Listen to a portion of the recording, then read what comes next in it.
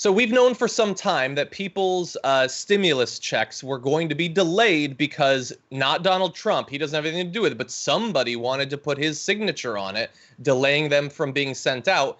Well, you might have known at the time that if you had direct deposit, obviously you're not going to have a physical check, and so you can't get a signature, right? No, wrong. He's got something for that too. Let's bring up this first graphic. You're going to see a letter that has been going out to tons of Americans. We had multiple people at TOIT posting this in our company Slack earlier today.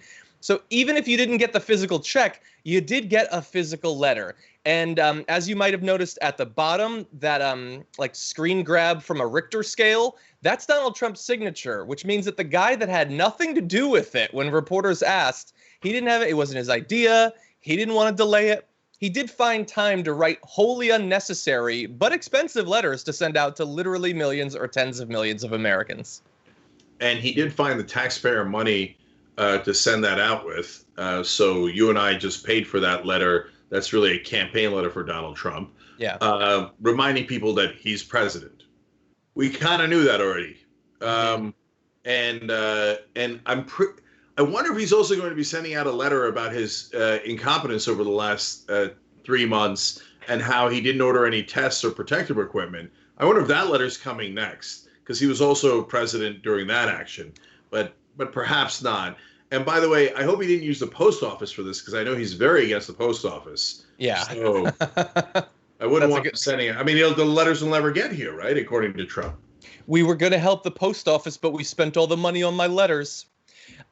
So look, so he wants credit for this. Obviously, he denied knowledge of it, but that was obviously BS. It was definitely his idea. He's been pushing it through in everywhere that he can, even if it means that the checks are delayed. And for many people, they have been very, very much delayed. People who desperately need that help have needed it for some time, and definitely with rent coming up in the next few days, will need it again. So now the response, which comes in at least two very different forms. So the first from the Democrats, we have Chuck Schumer, who he's got a piece of legislation to try to stop what we just showed you. So the No PR Act puts an end to the president's exploitation of taxpayer money, there's a quote from Senator Chuck Schumer, for promotional material that only benefits his reelection campaign. Delaying the release of stimulus checks so his signature could be added is a waste of time and money. Now, I know that many people greeted the announcement of this bill as a waste of time and money. If this is going to be your only response, I find that to be incredibly frustrating, because we've been advocating as hard as we can for far more effort to be put into actually helping out the people who are suffering most during this pandemic. If it's one and done, if they can quickly pass it, which they definitely can't, then it'd be perfectly fine to stop Trump from, spreading his propaganda at our expense, I think. Yeah. So when you put a specific title on a bill like that, it is for marketing purposes. So if it's a title that just runs on and is not an acronym of any sort, that's a normal title. And I don't have any problem with people putting on specific titles for marketing purposes. Like Bernie Sanders, for example, with Ro Khanna, had an acronym that spelled out something like Stop Bezos Act to get higher wages for Amazon workers. And it totally worked. Nothing wrong with it.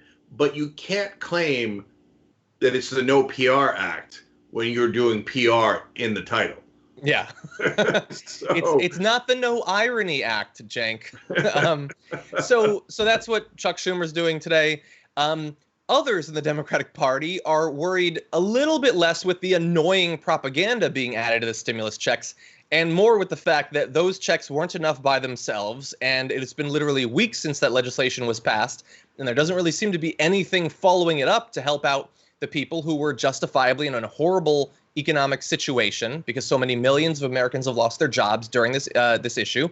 Well, now we've got another rent day coming up, and there's been no additional aid going out. Doesn't seem possible that it could by the time so many Americans have to pay their rent.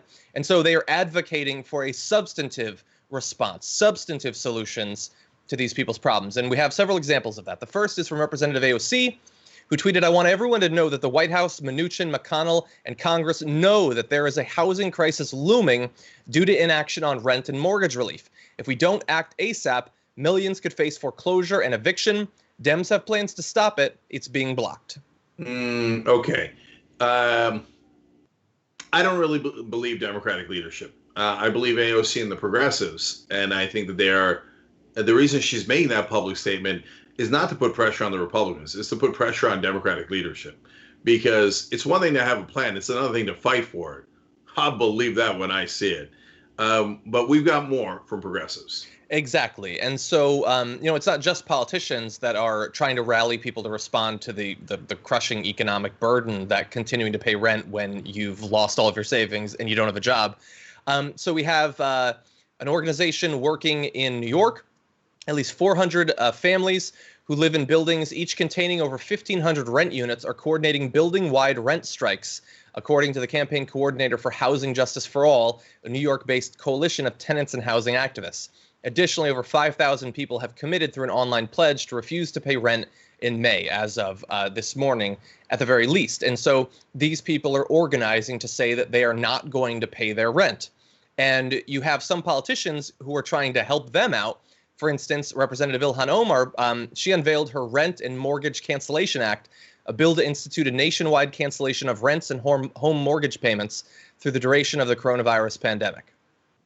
I actually think the best plan was the one that a comic came up with, Vic DiBenedetto. So he's a comedian in New York. He did an angry rant. You can see Vic on Old School tomorrow. Okay, so make sure you're watching that. The first part of it will be right here on youtube.com/TYT. Main show now starts at 5:30 with interviews, and then 6 o'clock Eastern is the Young Turks. And on Tuesdays, right after the main show, you got Old School, and Vic's going to be on with us. He did an interview earlier today, and tomorrow it's Old School. But no kidding around. His idea in the middle of this raging rant that he did that went absolutely viral and got tens of millions of views was his idea that, hey, why don't, instead of doing nothing or canceling the rent or mortgage, why don't you just, if you have a mortgage, for example, the banks could take the 3 months that you owe during coronavirus. Right now, the current plan is in the fourth month, you have to pay all 4 months. But as Vic was pointing out angrily but correctly, people don't have that money. That's why they didn't pay the first 3 months. It's not like magically they're going to have 4 months of rent when it comes due. No, take those 3 months of mortgage, for example, and put it at the end of your mortgage so that you still pay it, you extend it, but you don't have to pay it right now. Mm-hmm. Well, the banks don't want to do that because they lose a little bit of money. Not their principal, not the money overall, but they lose interest and they lose other things. So, I mean, the banks won't take 1 cent off your bill, right? Mm-hmm. So what you need is legislators to fight forcefully for that idea, which is now what progressives are doing, and Omar's going even further than that. But the real question is Democratic leadership going to stick up for the average American? Yeah. And John, they said, oh, yeah, we did a little bit of the $1,200 check. Democrats fought for that. But the lion's share of that, basically $6 trillion stimulus bill, went to giant corporations. Yeah. And then they did some for small business, which is great. And actual Americans come dead last. And they said that's going to be the 4th stimulus bill. They've done 3 so far. Now, you want to bet to see if the Democrats can fight and win against the Republicans on helping the average American? I bet any money I have that they fail, and it's because they're not going to fight that hard. I got a bit of a preview earlier today. I saw a clip of Nancy Pelosi being asked about, some sort of ongoing UBI, and she seemed terrified to talk about it. Like she said, is that something that maybe we should consider? Well, yeah, a lot of people talking about it, maybe at some point, maybe something, I don't know exactly what form, but no, maybe at some point, something like that might be something that we should talk. Get her off the air. Put on AOC, put on Rashida Tlaib, put on Anna Presley, put on Ilhan Omar. All of them are far better advocates for both the values and the policies that should underlie and represent the Democratic response to coronavirus and the economic collapse that it has precipitated. And we don't have that. We have effectively people that are just bodies wasting time and space and giving Donald Trump and the Republicans all the time they need to formulate some sort of way to distract people from their own failings of the last few months. When a corporate Democrat says we'll begin to consider that means there's no way we're going to do it. We might come back to it 30 years from now. Okay. So, John, the reason they don't put on AOC or Ilhan Omar, they wind up getting on air by themselves just fine, but they don't put them on air to represent the Democratic Party is because they do not. I know. They represent progressives, and we are diametrically opposed to the corporate leadership of the Democratic Party, who do not want UBI, who do not want any of those things that they're pretending to want.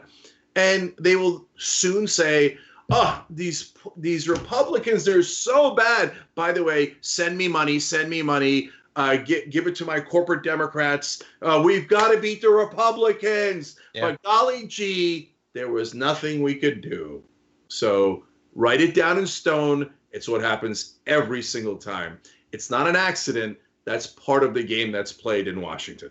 Thanks for watching The Young Turks. Really appreciate it. Another way to show support is through YouTube memberships. You'll get to interact with us more. There's live chat emojis, badges. You've got emojis of me, Anna, John, JR. So those are super fun. But you also get playback of our exclusive member-only shows and specials right after they air. So all of that, all you gotta do is click that join button right underneath the video. Thank you.